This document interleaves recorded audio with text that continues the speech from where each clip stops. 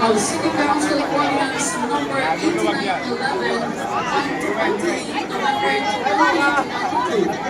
This facility stands as a symbol of the city government's commitment to provide accessible, free, and quality medical services, including compassionate medical care for its employees and officers. Inaugurated this 28th day of August 2025, Honorable Francisco Isko Moreno and Bulosa, City Mayor.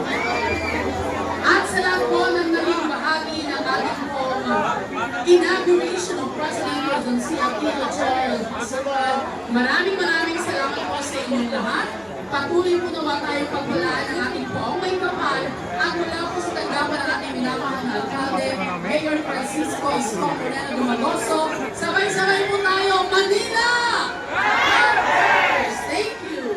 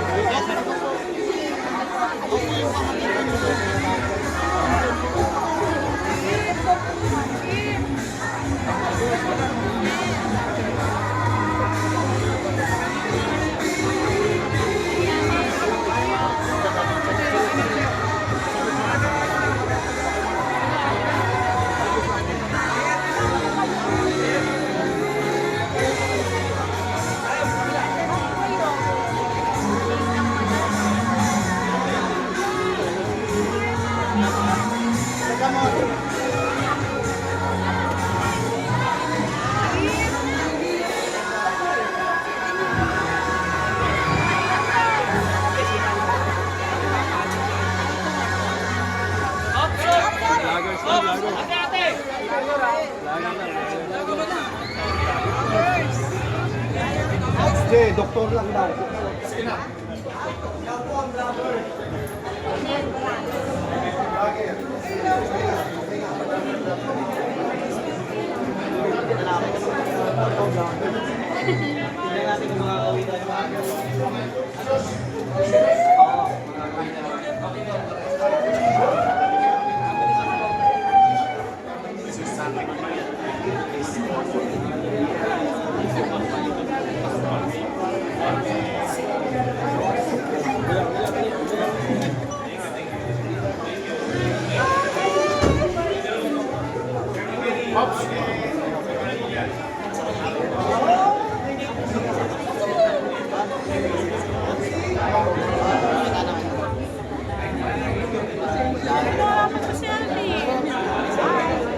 Nalabas ako yan. Nalabas ka ba? Oo, nalabas ako.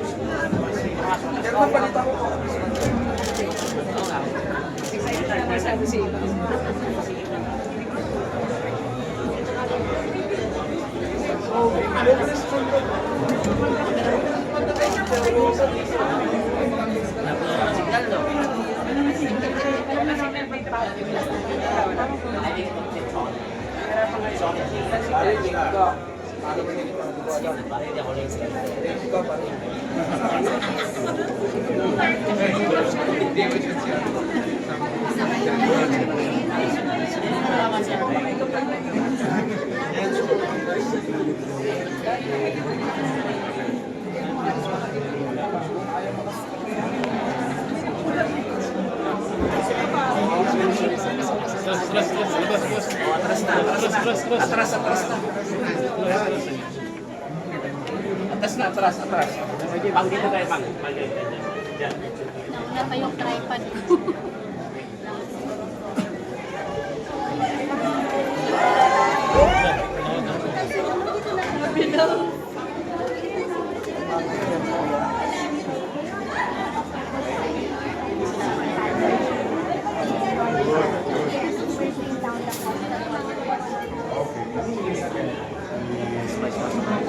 Mambit pa kaya makapakibigay ko yun. Opo.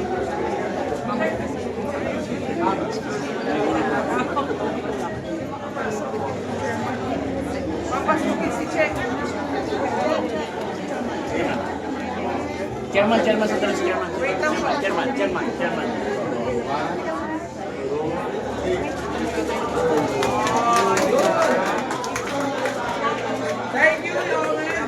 God first.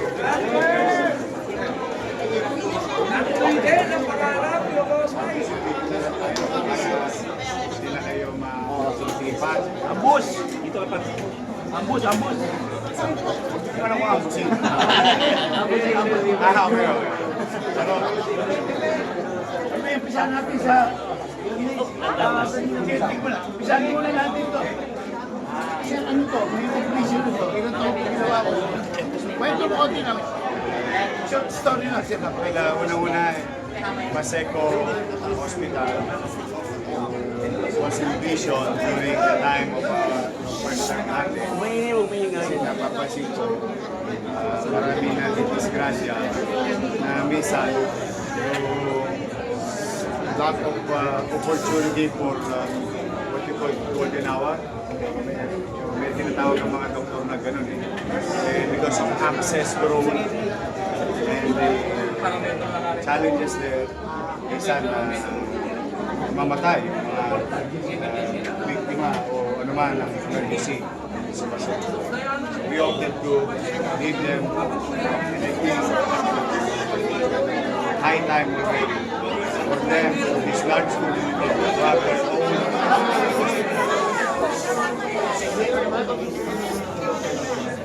Yes. Since start namin 2020, tapos 2022 before I left, 3 years nakatenga. Hindi ko alam. Tanungin nyo na lang yung nakarating Christmas. Diba? Nakapasakay. Kaya gusto ko. Yes, it's not easy. You can make all the excuses in this world. Ang importante, in every corner, in every turn, and there is stumbling block. Depende sa mindset mo. If you're going to use stumbling blocks as stepping stones, it's up to you. Kaya tayo, kahit itigil, with regard to our dreams and aspirations for the people of Manila, investing into MBN, minimum basic housing, education, healthcare. Tuloy-tuloy yun. This day, I'm excited. Kinukulit ito modern community, ito mahihirap na. Ako dahil sabi mo, babago ka na naman Dyan, housing dyan, magkakaroon ka ng fire station dyan. Dito, lahat na pwede namin mabuo para umayos, pasyente, yung pasyente ako mabuhay dito. Ito ba pwede dito mga ibang dati Oo, Introport. Intramuros area. About 80,000 of them. Ang community nito that surround this hospital is is about 80,000. It's like one municipality or two municipality in province. That's how it is. Pero ito, at least, pagpasok nila, pumapasok pa lang sila, mukha na sila nabubuhay. Pumapasok pa lang nabubuhay. Ano na to, pampitong Hospital. hospital na ng Manila. Dalawang modern hospital na. And we are now renovating. Update ko lang kayo, malapit na. Inaantabayan na lang ng katulad yun siya. Sabi mo, bakit daw hindi nabuksan? Ito, para paalala ko ulit. Katulad nyo, ha? Ito, magandang. Simple lang po. Re-renovate namin yung Sampaloc emergency room. So may design. Approve na ba yun? Dadala mo yun sa DOH. Tapos DOH, sisiya sa atin. Ibabalik sa'yo. Change. Then balik mo ulit. Pagbalik, meron pa yung isa. Change. Then solve. So until it's approved, then we start to build. Yeah, when it was built, ang problem was assignment. Depende kung tinupad mo ba yung mga nakasaad doon sa sinumiti mo. Kasi we have the agency. Whether you like it or not. So, pinakamabisa talaga niya is coordinating. At saka pagka gusto, maraming paraan. Magayaw, maraming data. Isa na okay mo, ang case. Karanasan dati ng walang gamot. Walang laboratory ng hospital. Nangyayari ba mo ito? Naka-budget na po. Hanggang December Hanggang 31. December. Opo, meron. Wala nang appointment. Wala na. Wala. Walk-in tayo. Ano tayo? Walk-in tayo. St. Luke's? Appointment yun. You know,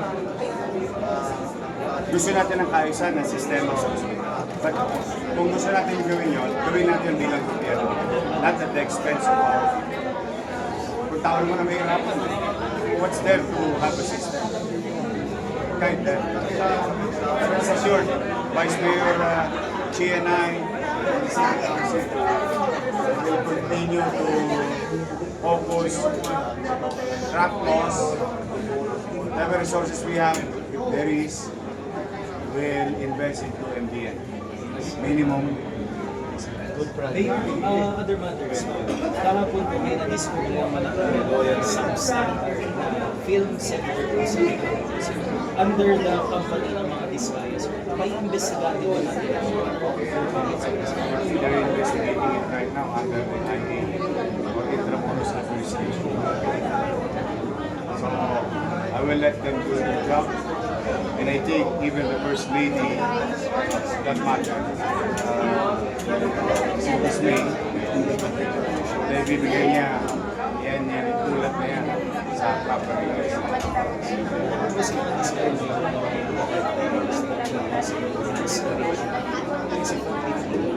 Wala pa naman tax evasion. We're just sending them to SOA. They try to create so many excuses in the past. But moving forward, so not to point fingers not to point our fingers always in the past. We point it forward. Moving forward. O ngayon, hindi kayo nagbayad ng contractor's tax. Lagyan namin kayo na SOA. Hindi nagbayad. Hindi kita tayo sa kayo. Pursue whatever legal means because this is due and accrued already. That's where we're at. Yung piling up cases the way we did it with the other contractors. As long as, right, piling up cases, evidence, whether it's subcontract or those, whatever it is, and whoever it is. Kahit kakampi namin, nininervous yun kung may ginawa sila. O wala naman, matulog silang maimbig kahit kalaban namin sila. Bawa naman, kalaban namin sa politika. Manatag kayo. Kung wala kayong ginawang masama. Steady lang kayo sa get me. Gampanan nyo ang pagpuli ninyo. Nagampanan namin ang pagpuli namin. Trabaho tayo para sa because that's the reason. That's the purpose of do your job. And kung sumama sila, hindi sila sumama sa susunod, that's a thing for the future. For the meantime, trabaho lang, kahit yan, nakita mo ngayon. Sayang ito, na-describe ko yung second doon pinag-iiyak sa ban, si Katsa. Dito naman na kami, in our own little way, Vice Mayor GNI, and the entire City Council. Tapos, meron kami tinatry dito na bagong sistema. Pagka naging effective yun, we'll do it in our 40 plus health centers in the city of Manila. May pilot kami ginagawa dito. Oh, kaya ibig sabihin pa, every time pupunta ka rito, dapat fresh lagi. Wala na yung near to expiration date. At wala na rin ma-expire. Ibig sabihin, wasted. Ano yan eh, trabahong pariwara. Bibili ka ng amoxicillin, yung kailangan pala by Jesse. Hindi nasira lang yung amoxicillin. Until it gets. Yan ang pagiging masin. Pero ilan po yung maximum capacity ng bed dito sa Ang bed capacity nito ay 50. Pag naaprubahan tayo ng leave sa December, Hopefully. i-apply namin ma-accommodate na natin ang patient. Sa ngayon, yung OPD muna. Pero ano yan, progression eh. Tayo naman, maswerte tayo pag may pagkukulang Manila, sinasabi naman agad ng leeways. Tinutugunan naman natin agad. Sige. Okay yung boss. Chumicha na ba kayo? Thank you, thank you. Lilipas din yan. Thank you.